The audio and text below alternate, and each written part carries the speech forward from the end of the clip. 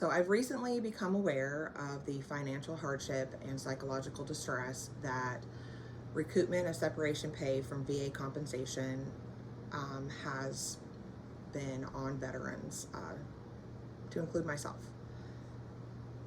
I'm feeling powerless, and I believe that I need to do something to illuminate, to highlight, to discuss this problem.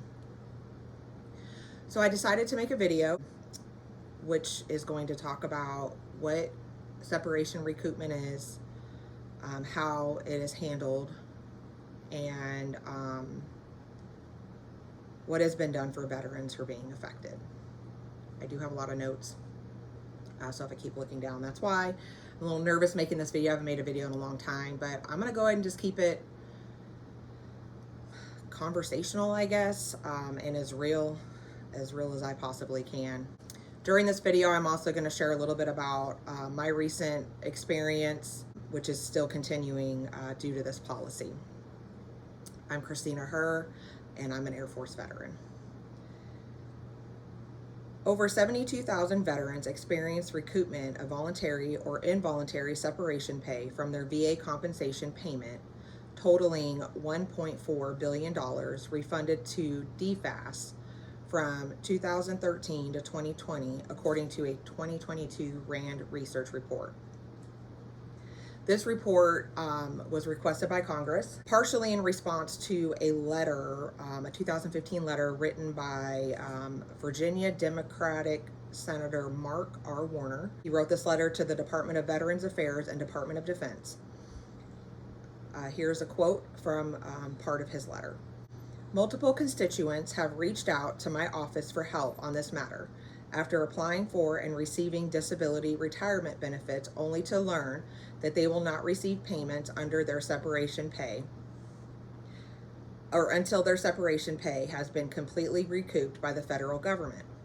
While I recognize that this recoupment is required by law, I would like information about how the Department of Veterans Affairs and the Department of Defense are implementing this policy in practice. So I'd like to share a little bit about what this law is that he's referring to. The law that he referred to is the one that's for voluntary separation pay. It's that section of Title 10 U.S. Code 1175A. There's also Title 10 U.S. Code 1174, which is for involuntary separation pay, and they have very, very similar policies, just a few words are different. This title has been adjusted multiple times. So the last iteration that I could find was dated January 5th, 2023.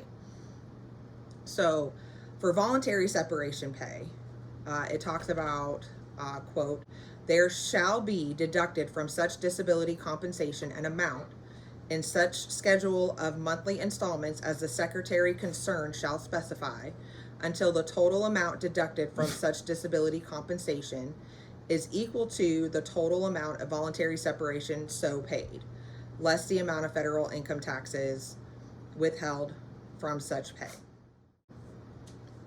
So if you read the one for involuntary separation pay, it's very similar. And it specifies, I want to reiterate that it specifies that the secretary concerned shall specify how this occurs. Okay, it just says it has to be recouped. So when it's talking about that, if the recoupment is coming out of retirement pay, which I can't even think of an instance of when that would happen, but I'm sure it's possible, then the Secretary of Defense makes the determination on how that shall be recouped, which the Department of Defense has DOD 7000.14-R, Volume 7B, Chapter 4, which states that no more than 40% can be recouped out of any one pay period, and waivers to reduce payment can be requested for recoupment of retirement pay for the same type of recoupment. Okay. However, let's talk about the Secretary of Veterans Affairs. CFR 3.700A.5.1. A veteran who has received separation pay and subsequently receives disability compensation, I'm kind of paraphrasing here a little bit, is subject to recoupment of the separation pay equal to the total amount minus federal taxes withheld. That's it. That's all it says. So there's no cap, there's no waiver. It is, you will lose every dime you get from the VA until it's all recouped. And this is my service dog, if you can see her. You want to jump on? Hi, Sarah. Oh, hello, hello. You guys getting lots of excitement from my baby. Oh, thank you so much. She feels my big feelings that I'm having right now. Okay. All right. That's enough. That's enough. Okay. So I'm going to put this into, I guess, a perspective of what would actually occur for the VA. You're so loud. So let's say an individual separates from the military and receives between, I don't know, $15,000 and $40,000 in separation pay on average. I received, according to the VA, $14,000 and some change after taxes. I read an article where a guy received $40,000. I don't know how. I mean, there's a way they calculate that. So, anyways, the average now, the goal for the VA is 90 days from your separation. You should have your response. So let's say 90 days. And sometimes more, let's be realistic. The VA service connects a person, and within the month they're informed that they'll be recouping separation pay from your disability compensation until it's collected. And they actually give you like a chart on this letter now, and it shows how long it's going to take for them to recoup it. So if somebody is 10% service connected with a $20,000 in recoupment, it's going to take them over 116 months to pay that back. I mean, I guess if they're only getting like $100 or whatever, maybe they don't care, but that's 116 months to pay it back. Let's go on the opposite end of the spectrum here. So let's say somebody is 100% service connected and they're receiving the highest base rate, which is like a spouse, a child, and 2 parents. It's like 44,000 right now or something like that, or 4,400. And they have $20,000 in recoupment, which is a medium area there. It'll take them over 4 months to pay back. When people get out of the military, they may or may not have a job. They'll have unemployment, I guess, for a while, but some people, they really rely on this money. Not everybody does. Some people use it as their vacation fund, but you know what? So what? Individuals that are having this money recouped because of separation, they're not retired. This is all they're getting. They're not getting retirement pay. Like I said, they may not have a job left yet. And if they do have a job, maybe they don't have a high paying job. A lot of us, when we get out of the military, we have to start at the bottom again because our experience doesn't transfer over, or we want to go into a different career, or it's hard for some of us. In addition, I have not yet read an article or spoken to a veteran who has been briefed on the policy. All right. So if you're not briefed on the policy, you don't know they're going to recoup it. You're thinking, hey, this is money I can spend. So they're probably going to spend the money paying either down debt, a down payment on a house, maybe purchasing a car, or maybe they're going on that dream vacation that they couldn't go on when they were serving in the military. Now, if somebody somehow found out, maybe they held on to it, but separation pay, if I would have known that this was a possibility, I probably would have refused it. But guess what? You can't even refuse it. I didn't even know that I was going to get separation pay. It just popped into my account and I freaked out and called finance. Now, let's add in another recent hiccup. Individuals that were service connected during the COVID policies that were in place more than likely spent the money. They more than likely spent any back pay that they had because they were not aware of the policy. Most of us aren't. And maybe they needed it because a lot of people were struggling to be employed during that time. Let's be real. I know I'm not the only person who has experienced this hardship. I recently saw an article about a Georgia veteran. It was dated June, which I'm pretty sure everybody got a letter in June that didn't get recouped during COVID.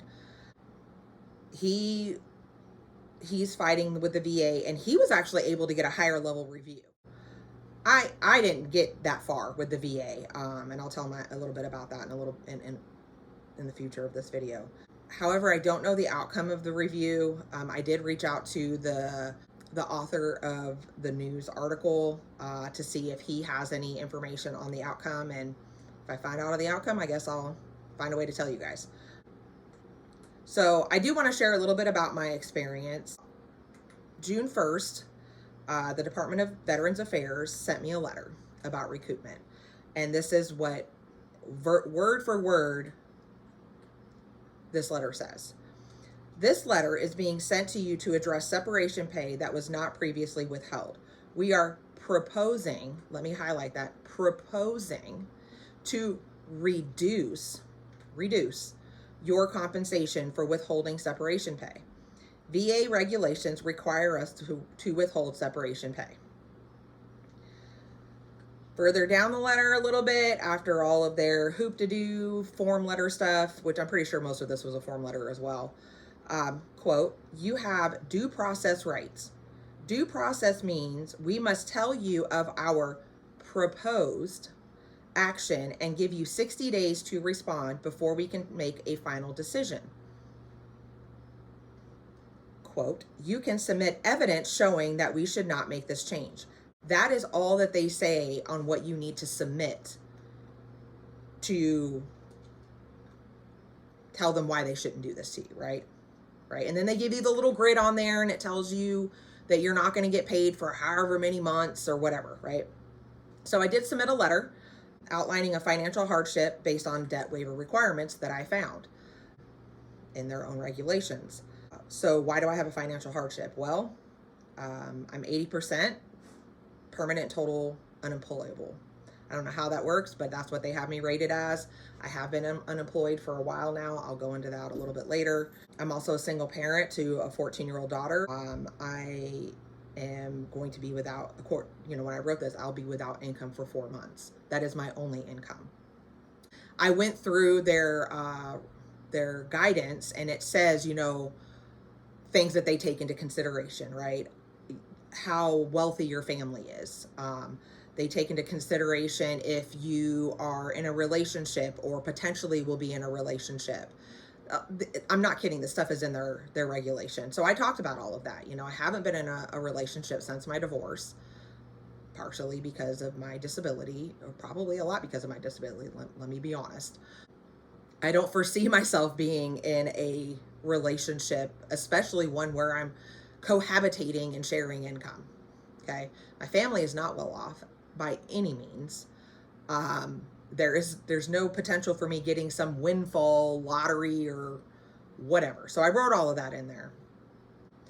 And so that was probably maybe 30 days after, so sometime early July. On the 24th of October, I received another letter from them, okay? I received a letter that they denied my request. Here's my favorite part of this letter. Because I did not complete the correct forms. However, the forms were not listed in the letter. I didn't complete the correct forms. The first letter didn't have forms listed. This letter doesn't have forms listed. I immediately called the VA helpline, and I was assured that I would be receiving my pay for November because it takes at least 90 days for recoupments to start. He emailed me forms to complete to request a waiver. A few days later, October 30th, which is when I would have received a deposit in my account, and I also know other people that get VA compensation, contacted them. Hey, did you get your money? Yep, got my money. Okay, great. Called the VA helpline again. They assured me, they checked their system that I was being paid and to give it a few days. I trust my bank. I'm going to go ahead and give them a shout out. Good old USAA. They have done me right during this process. They have been extremely supportive and understanding and helpful, to the best of their ability, of course. And they did not have a pending deposit. The person was like, everybody else has gotten paid. So I called the VA back, and I was told that my compensation went to DFAS to repay my separation pay. They emailed me a different set of forms. How about that? To complete to request a waiver. I submitted the forms the next day. Since then, I had one other situation where I called the VA because I had a VSO say, "Oh no, you need to call debt management." The debt management told me to call the VA, so I did, and I called the VA, and Serafina, no, here, I know you want all the attention.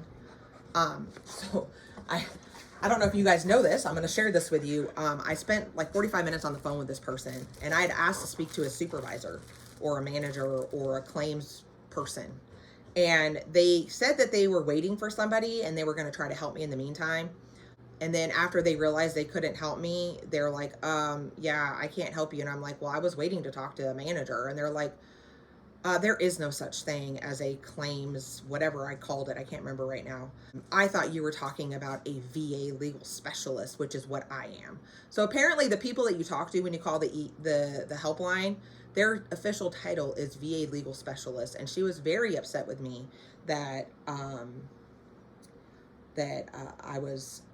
wanted to speak to somebody other than her.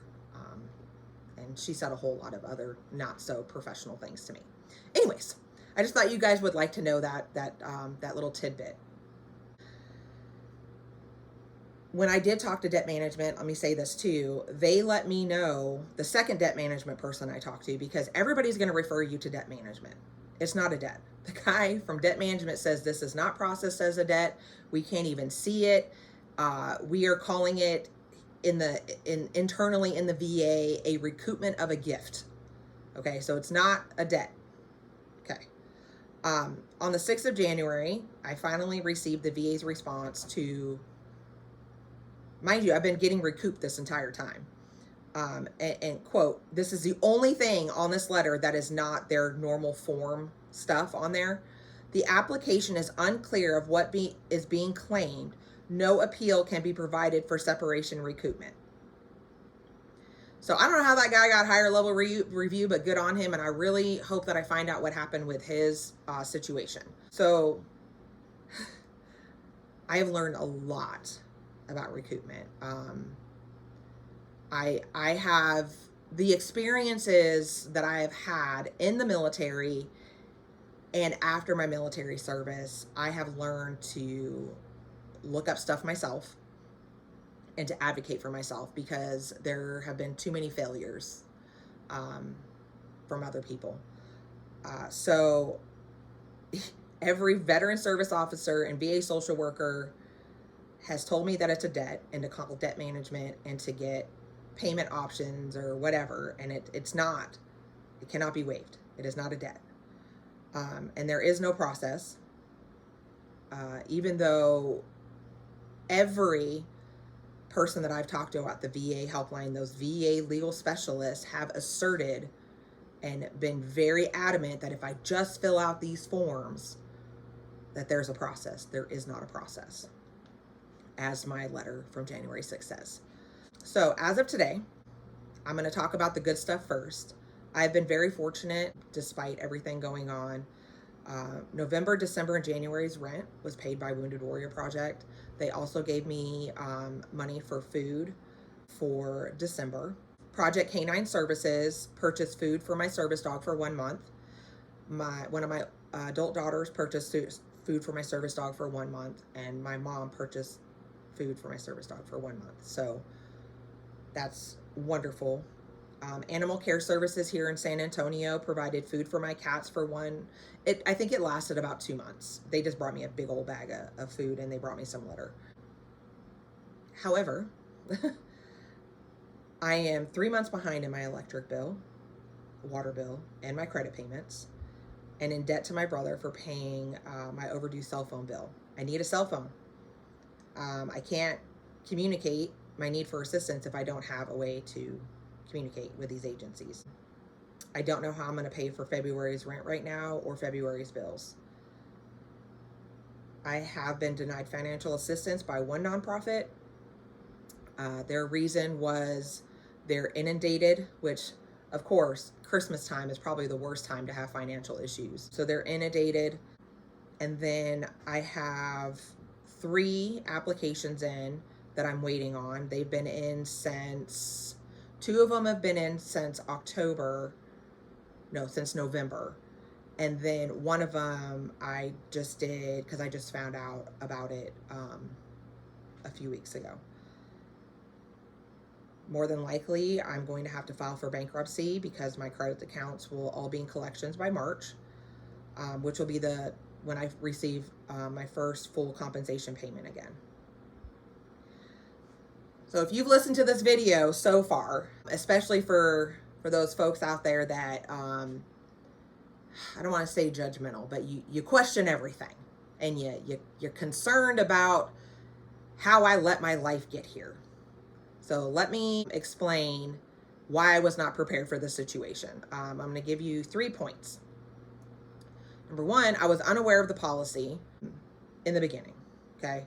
I was not informed that I would be receiving separation pay when I was discharged in 2008, much less the recoupment policy, if I subsequently received VA compensation.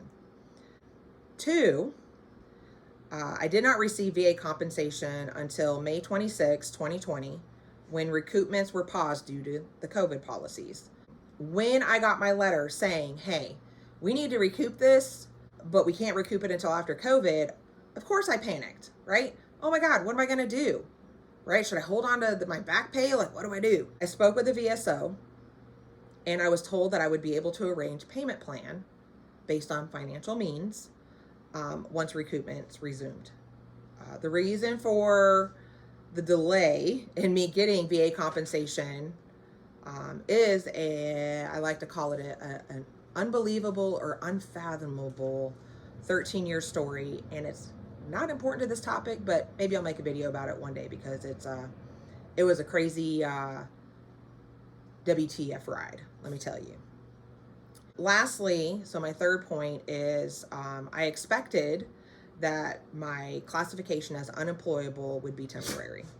When they first deem you unemployable, they deem it as temporary.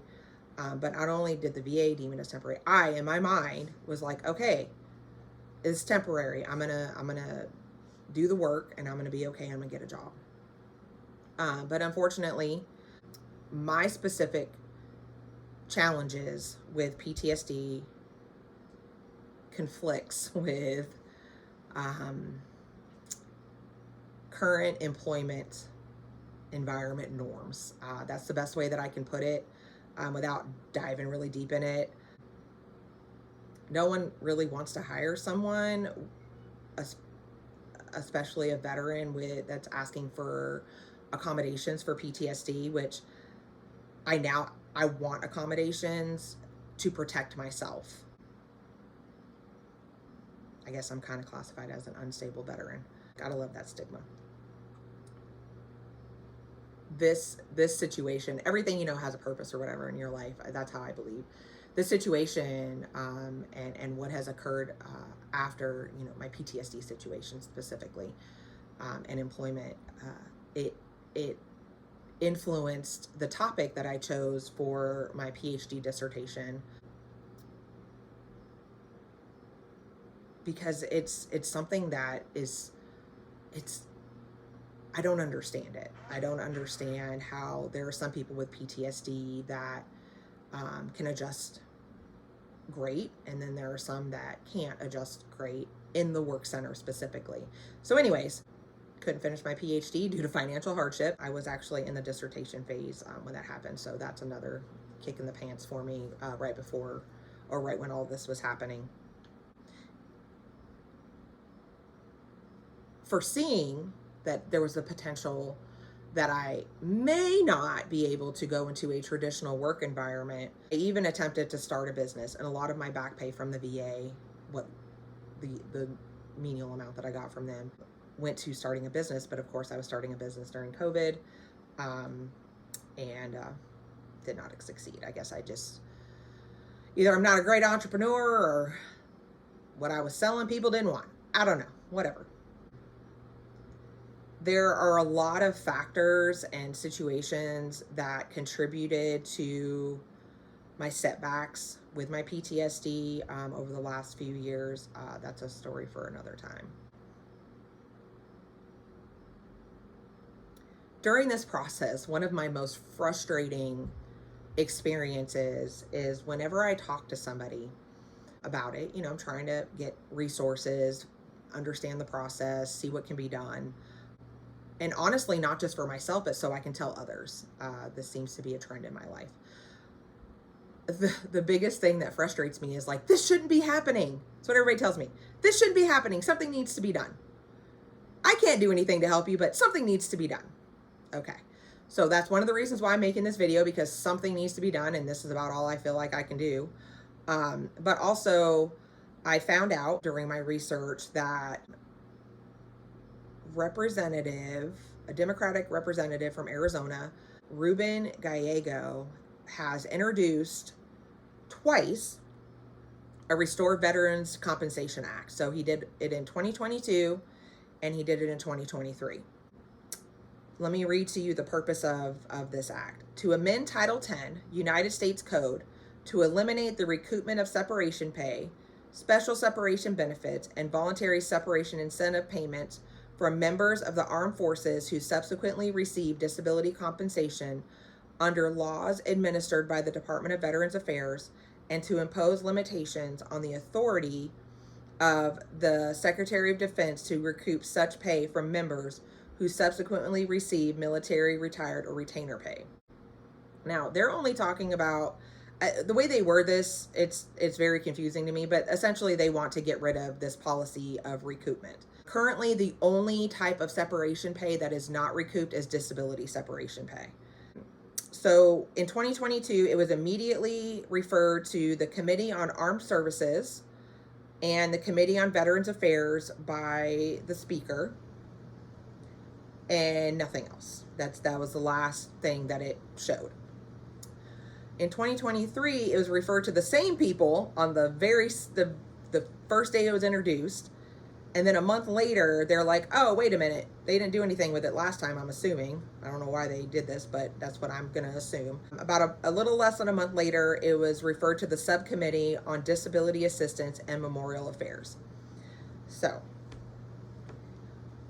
I don't necessarily fully agree with these acts because I actually understand the purpose of the recoupment. So, whether you agree with me or not on that, that's fine. I got it. Some people are like, I should be getting all the money. I serve my country. Me, I'm like, okay, I kind of understand, they have a budget and they don't want people to do what they call double dipping. So, however, I think that there are some nuances that need to be taken into account. For example, and I can only, like I said, go off of my experience on some of the nuances of mine that I think might be important to this. The time between separation and service connection. Mine was over 12 years. Like 12 years. I didn't get service connected for 12 years. Another story. And then a payment or a waiver request options for financial hardship. Now, acts, they're hard to get, passed or whatever. However, there is a more simple fix for this. The Secretary of Veterans Affairs, who right now is Honorable Dennis Richard McDonough, all he has to do is make a change to the VA policy. And it's within his rights, according to Title 10. They can give veterans an option to make payments or allow it to do the full amount to be recouped. If I had a job and they wanted to recoup the full amount, I wouldn't care. Recoup it. I want it done and over with as fast as possible. But I think we should be given the option. They could make a cap to match the DoD policy, which is no more than 40%. They can put a policy in place for those who are unemployable. This is what cracks me up. Side note here. There are a lot of privileges or special programs or expedited things for individuals who are 100% permanent and total. Those individuals that are 100% permanent and total, it does not mean that they're unable to work. It just means that they had enough stuff to equal 100%. Okay? Individuals that are deemed unemployable by the VA are unable to work, or they're unable to work at a means where they can survive. I don't understand why there's all of these perks, I don't know, that financially help individuals that are veterans only for people that are 100% permanent total, and it does not apply to those that are unemployable. That's my little rant there. So, goes back to putting a policy in place for those who are unemployable, permanent and total. I mean, if they had been this is my personal belief.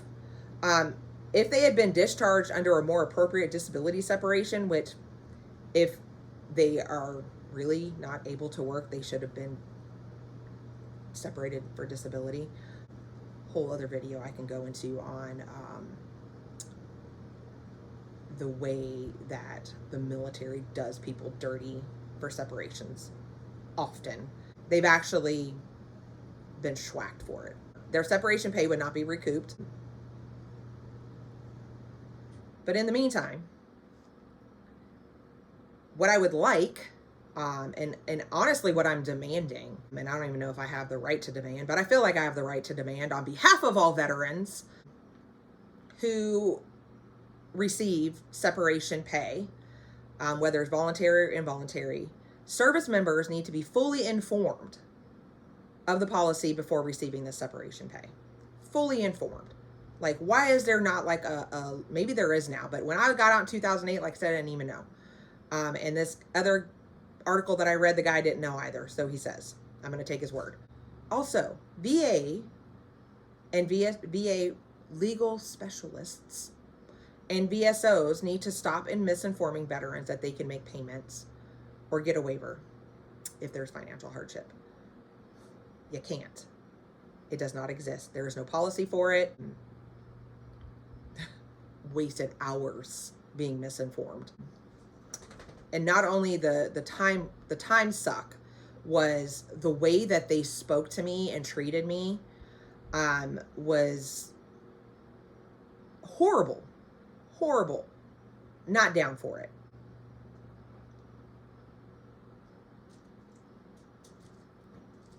I'd like to say that maybe more people need to reach out to their representatives on this policy. Maybe if enough of us broadcast it somehow, maybe at the very least, the Secretary of Veterans Affairs will update the policy to make more sense for taking care of our veterans. I mean, we have enough homeless veterans out there. We don't need to make more. Am I right? I'm going to go ahead before I end this video to elaborate on my employment because I'm pretty sure, and I'm probably still going to get comments in the bottom or in the comments about, well, how did you just survive from 2008 to 2019 before you were service connected and deemed unemployable? So let me go ahead and get that out of the way. If you've listened to the video this far, everything before this is all about the VA recoupment. This is just gonna, go ahead and throw some stuff out there, and people may or may not listen and whatever. But I'm gonna put it out there anyways. This is the shortest answer that I can give. I was married when I got out of the military in 2008. When the whole involuntary separation occurred, it did have to do with my PTSD. Like I said, that's a whole other story on how the military did me dirty. But anyways, I talked to my spouse and I asked if I could just stay home and raise kids. And I had some kids that were in elementary school. And that's what I did. So between 2008 when I got out and January 2014, I was a stay-at-home wife and mom. And that was conducive for me to be honest, in a lot of ways. It wasn't perfect, but it was conducive. The reason why I started working in January 2014 is because my marriage was unfixable. A large part of it probably had to do with my PTSD, but there were some other factors. So I had to find a way to make sure that I could take care of myself and my kids. I got a job. I was a government contractor. I was on 3 different contracts between January 2014 and January 2019. There were a lot of challenges for me in the workplace, and I coped the best way that I could. However, sometimes things are just out of your control. And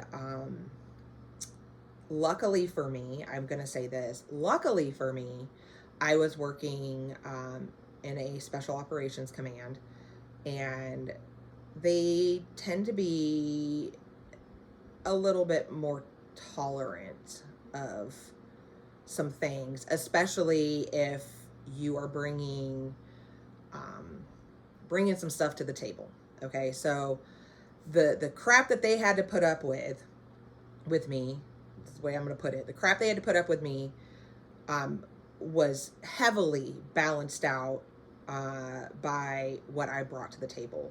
My experience, my skill set, my talents. I'm going to say a lot of it. I'm talented in some things, and they needed my skills. And I went above and beyond, and I did a really kick-ass job. I was a rock star. And another fortunate thing that happened for me was my mentor, who helped me get back into the workplace and actually kind of pushed me into the specific industry that I was working in because of my skill set and my talents. He actually became my boss a little less than a year into it. My government supervisor. If you're on a contract, you have a contract supervisor and government supervisor. That was the best thing for me, but it did not set me up for the future. I'm going to say that right now, because he had my back. A lot of times individuals with PTSD and some other psychological issues like TBI and some other things, most of the issues, the problems that we are, like whatever we create or whatever they don't like that we do, it's usually not us. We don't just wake up one day and say, I'm going to go into the work center and be an asshole.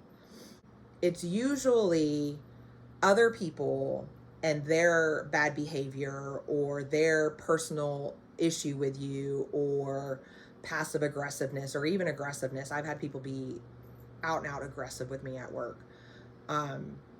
So he understood that, and he had my back. So anytime somebody poked the bear, he went and talked to them.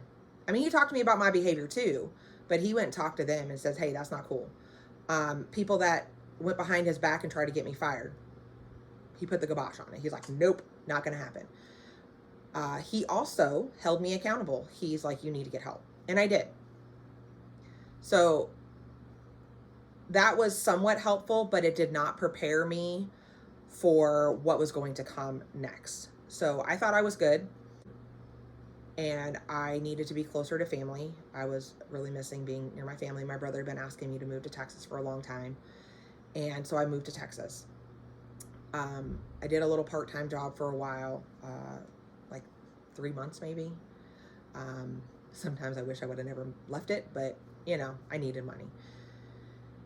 So my first full-time job, like I said, I did not realize that I would need accommodations. I didn't even know that existed at the time. I know, I feel so dumb. So, and they probably wouldn't have hired me.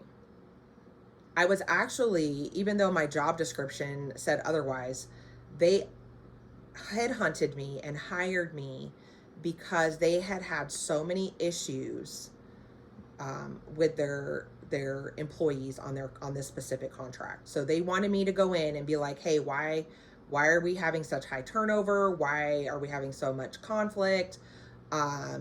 Why, whatever it is.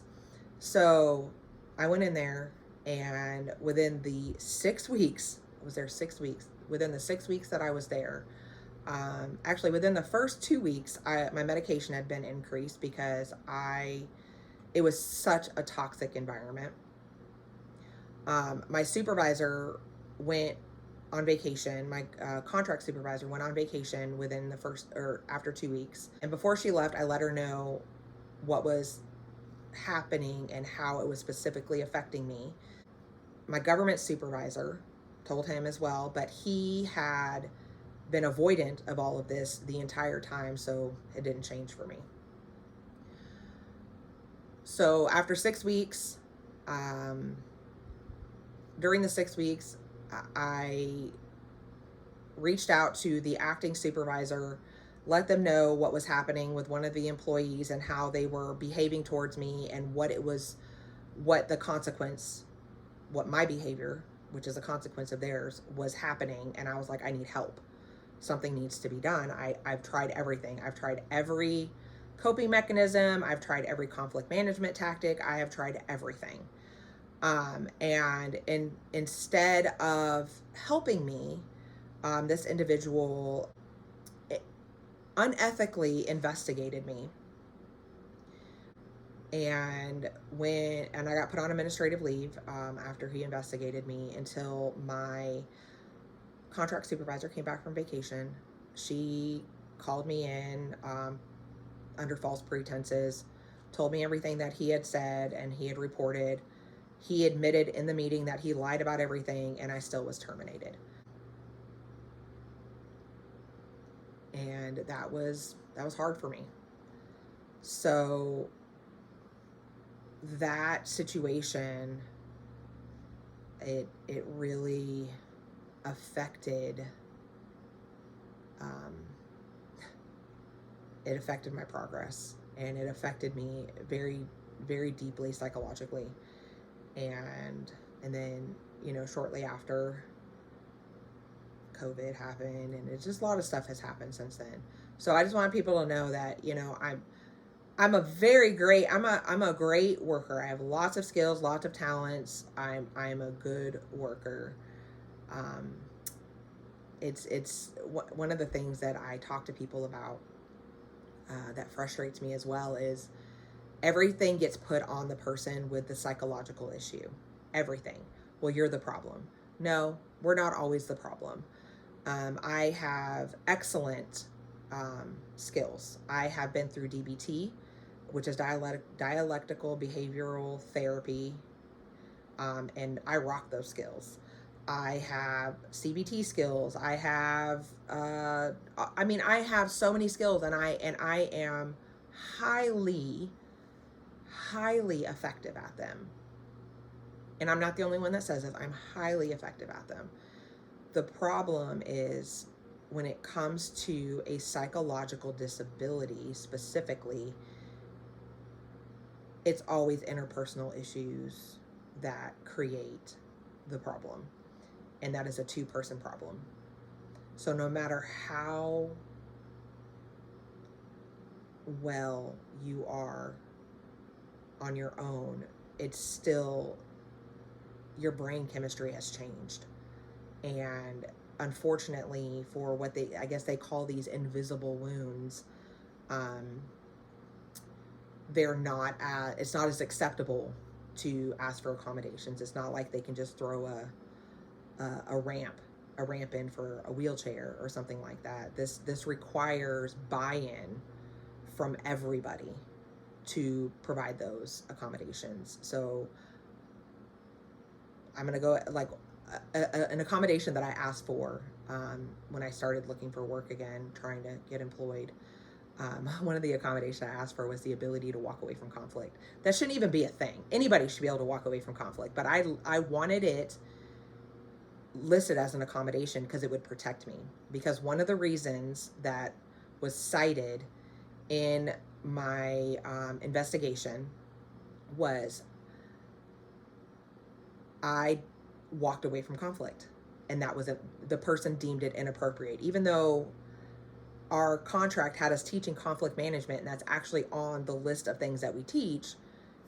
I was penalized for that in this investigation. So basically everything that was in that investigation that I thought was asinine, I had asked for accommodations, and people don't want to even give me that. Well, I can't give you that accommodation. Okay, well then I can't work for you. I can't just go get a job and put myself at risk of being fired again. That will put me in a financial hardship. That will set me back with my my healing process, which is continual when it comes to psychological healing, and probably for anybody. I can't imagine, that anybody that has any type of disability doesn't continue to struggle. You're not whole. Like, there's something. So anyways, this has been a very long video, and I'm going to go ahead and leave it there. I will try to not get butt hurt by the trolls, because I'm sure there'll be plenty of them in my comments. Have a good day.